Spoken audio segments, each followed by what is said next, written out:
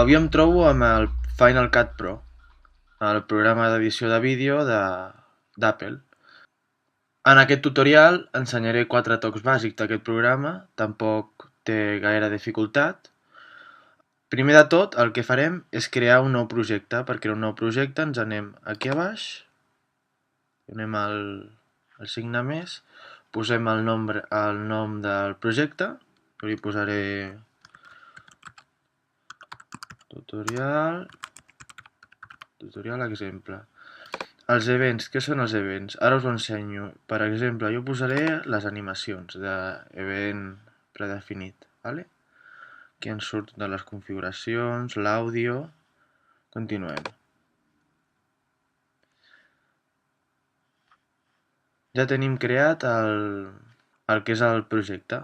Aquí tenim la barra del timeline. Aquí estan les transicions. Bueno, aquí està tot el que són efectes, la galeria de fotos, música que tinguem a l'ordinador, les transicions, text, animacions de text que tenim aquí, generadors que són com fons de pantalla per posar-ho, les introduccions i temes per quan canvies de vídeo. Sí, són un altre tipus de transicions, la veritat. Vale. Què són els events? Els events són el que surt aquí. Són les classificacions de tot el material que tinguem per als nostres vídeos. Aquí tinc els grafismes de tots els tutorials. Aquí tinc imatges, altres coses, pantalles, les pantalles que utilitzo. Com es crea un nou?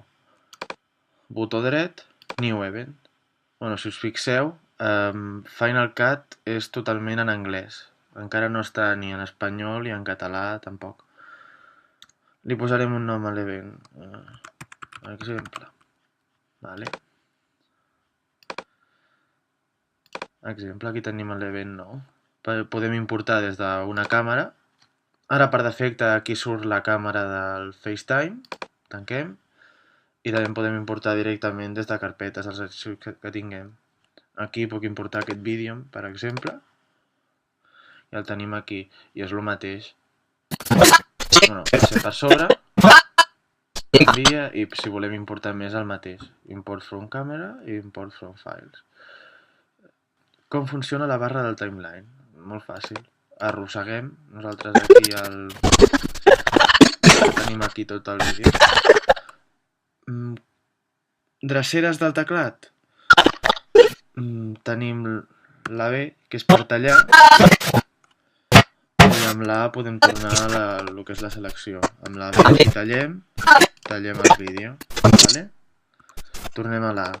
Aquí també ens surten totes aquestes coses, que la B és la blade, de tallar, select és la A, per tornar la selecció normal, i aquí tenim totes les altres. Les que s'acostumen més a utilitzar són la B i la R, per seleccionar una franja d'un vídeo. Vale? Com funciona aquest timeline? El timeline del Final Cut és de només una tira. Vale? Pugem el vídeo i s'ensolapa aquí, vale? Ma és igual, tio. Vale? I aquí ho tenim. El que podem fer aquí és baixar un vídeo i posar-lo a baix. I és per ordre. Els que estan a dalt són els que es veuen primers. Si està a baix no es veu. Va per ordre de dalt a baix la visió, vale? Aquí si importo jo alguna animació de les que he fet. Puc posar aquí la intro, que faig sempre. Solapa, els àudios també es solapen, es queden junts. I sí, no té gaire dificultat aquest programa. Aquí tenim els efectes. És arrossegar i posar.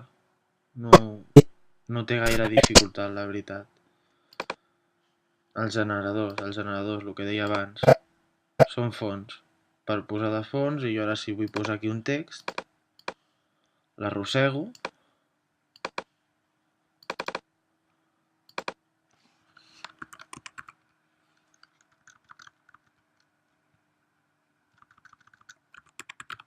exemple, pots anar canviant, és anar tocant i anar provant amb les pistes. Bueno, la pista, només hi ha una única pista de vídeo.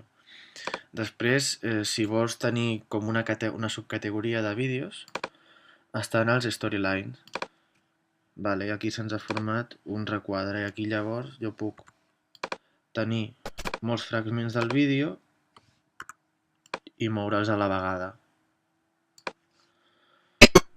I més o menys això és tot el que puc dir d'aquest programa, perquè no té molta dificultat. És anar agafant, tallant i muntant el vídeo que vulguis acabar realitzant.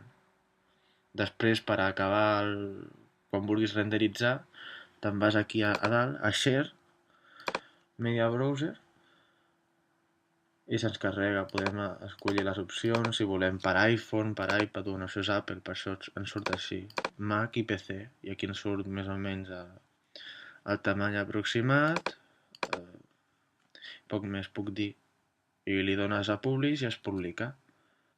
Normalment es renderitza a la carpeta del projecte que tenim a la carpeta de vídeos del nostre ordinador. I això ha sigut tot.